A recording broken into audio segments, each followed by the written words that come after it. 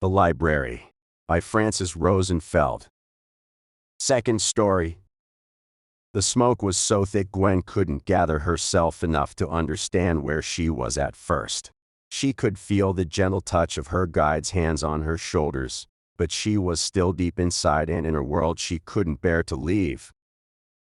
The contours of the house, so familiar to her by now, began to dissolve, putting her into a deep panic, no doubt enhanced by the effects of her traveling tea. "Gwen," a voice as if from very far away enticed her, "you have to come back now. Return to your life, to those who need you." Who is this and what on earth is he talking about? Gwen tried to gather herself. "This is my life," she watched, with increasing anxiety, how the thick walls of the house kept melting and morphing and changing colors. "I'm high," she thought, calm. "I must have ingested some of that toxic-looking green brew somehow." She continued her musing.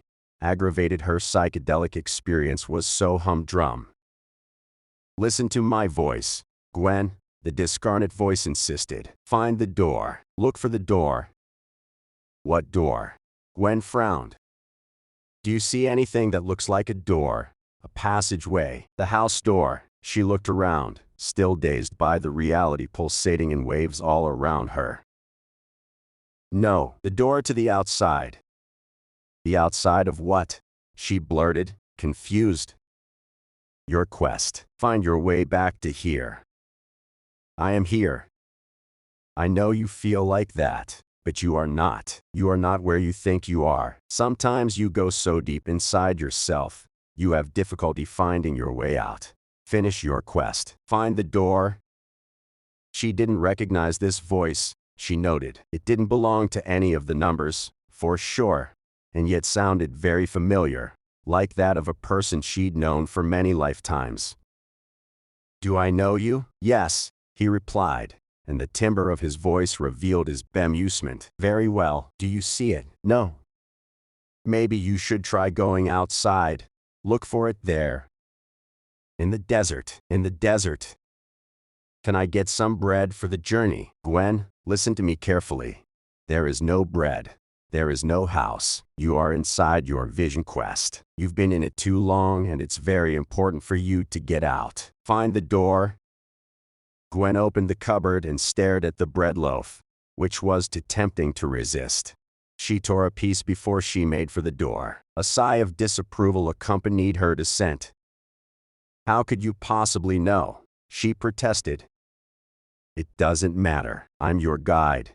I just know. Can you please stop wasting time? But I don't want to leave. I like it here." "Yes? I'm afraid that's exactly what the problem is. Quests can beguile you to such a degree you won't want to leave. But that place is a landscape in your mind, Gwen. It isn't real. You can go back to it whenever you wish. And your friends, do you hear me? The numbers, they are actual people. They are right here with me. All you have to do is find the door out, so you can meet them." "Did I know them before?" "No, you never did. Don't you want to, though?" "Can you hear them, Gwen? Can you hear me?" "I can see it. The exit. It's at the end of the white pebble path." "I can't walk on the white pebble path. Number one will be furious." "No, he won't. He's right here. And he assured me he wants you to walk on it and through the door. Just go." "Can he tell me himself?" "You can't hear him from that side. Just trust me, it's okay, and come on out." As Gwen walked the white pebble path, the surrounding smoke started dissipating, revealing the dark eyes, the aquiline nose, and the high cheekbones of her guide. She could read concern in his eyes, concern and relief, and a bit of awkwardness.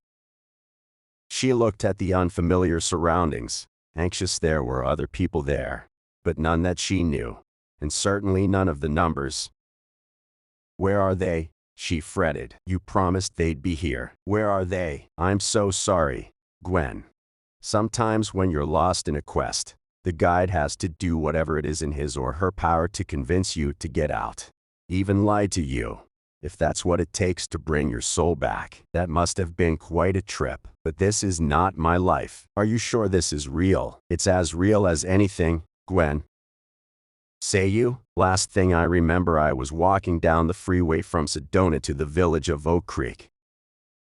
And that sounds like something you might have done while awake. You mean that wasn't real? Go back. Sedona, even farther back.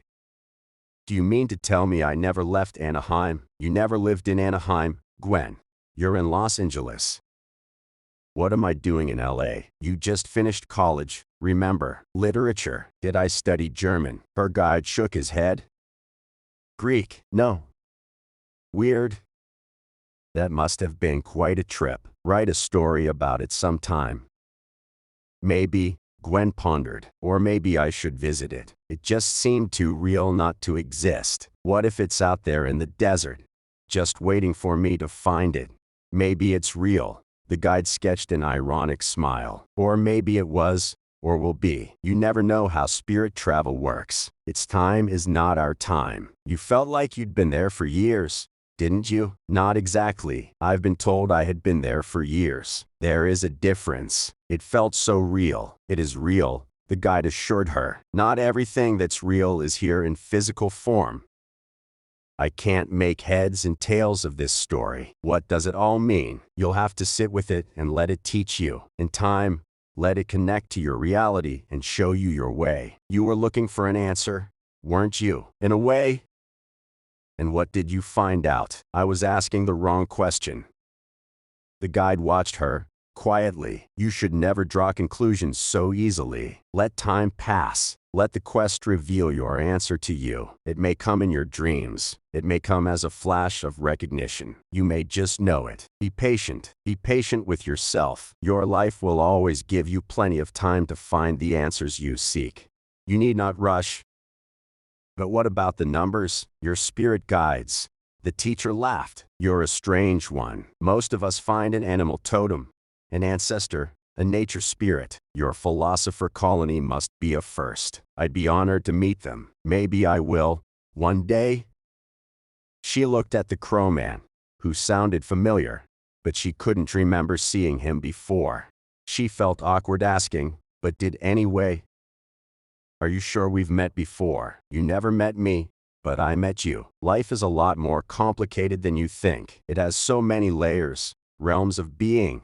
We all live in many worlds. I met you there a long, long time ago, but you don't remember. Sometimes our wanderings into the spirit realm are shielded from our sight.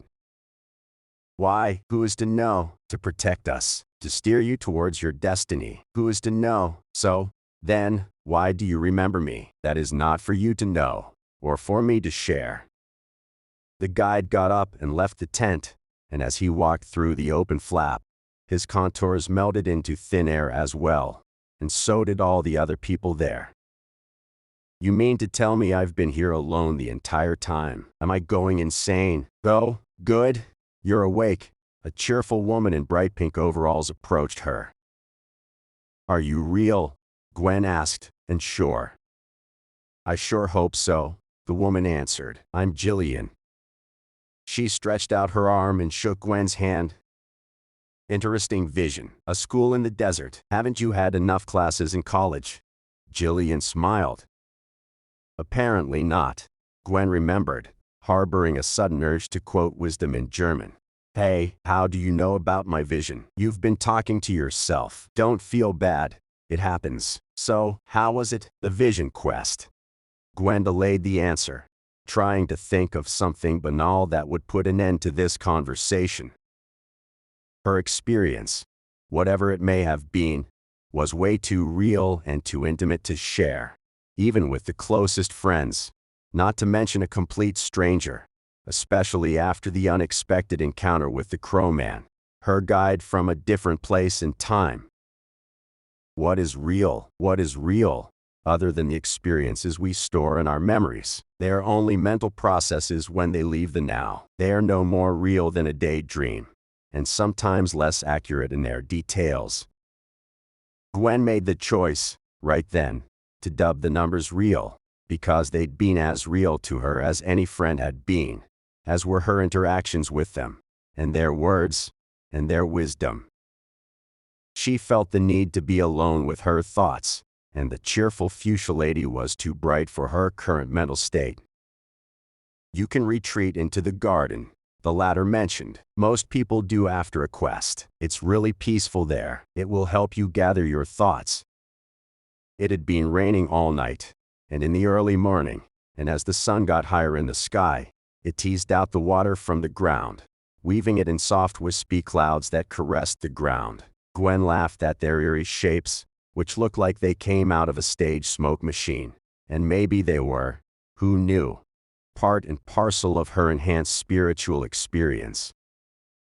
The clouds thinned and parted as she approached the end of an alley, and she just then noticed she was walking on pristine white gravel towards a lookout overseeing the valley. She must have seen that gravel before, that her mind had replicated in her vision to the last detail, including a little piece she remembered picking up, because it didn't fit, which was still laying on the flat stone at the end of the path, just where she had left it in her vision. It had the strangest color. It looked like a red gemstone, or reddish amber. I'm not awake, am I? I'm still inside my lucid dream. It's all a dream. A voice resonated in her head. It's always been a dream. Make it a good one. She thought she recognized the voice, but couldn't make herself turn around and confirm it.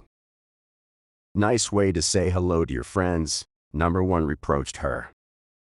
Oh, my God, I'm decompensating. I'm going into full mental breakdown now. I knew I shouldn't have tried that brew. What was I thinking? Stop being unpleasant. I'm not really here. Besides, didn't you just share you realized you're not yet awake? What is here? Reality. The real reality. Ah, you noticed. There is more than one reality, and they're all real. Most of them are not physical though. Is this one? Am I real? No. Are you sure? No. Does it matter? No, she replied, surprised at the sense of relief which accompanied her observation. All experiences are real. They are real to you, whether or not they happened in verifiable fashion. If it's in your mind, it's real. There is no significant difference between a daydream and a memory. I'd like very much to come visit the colony again one day, if it is possible. Our door is always open to you. Gwen remembered said door, which was in fact only a door frame, complete with the beaded curtain and the thick clouds of pot smoke wafting through it. That door led to a place where the long arm of societal norms couldn't reach her, to a place where she was truly free. She was already missing that place that didn't exist, but which was just as alive in her memory as her childhood home. She even missed the vulture eggs, although she had to admit their taste was not for the weak-willed. Living on a fare of raw eggs of unknown origin and electric eel dried up in the sun would have tested the mettle of even the most rugged survivalist. She sat at the end of the white gravel path, with number one invisibly beside her. They sat in silence for a long time, with Gwen pretending she was meditating while her mind was running movie after movie of happy memories that never really happened. Eventually, number one grew impatient and broke the silence. So, I understand you underwent this quest because you were searching for something. Spiritual guidance. An answer. I'm curious. Did you find what you were looking for? No, but I found something better. How many people are privileged to get lost and find a world? Besides, it wasn't important. After all, as you said, we're not really here.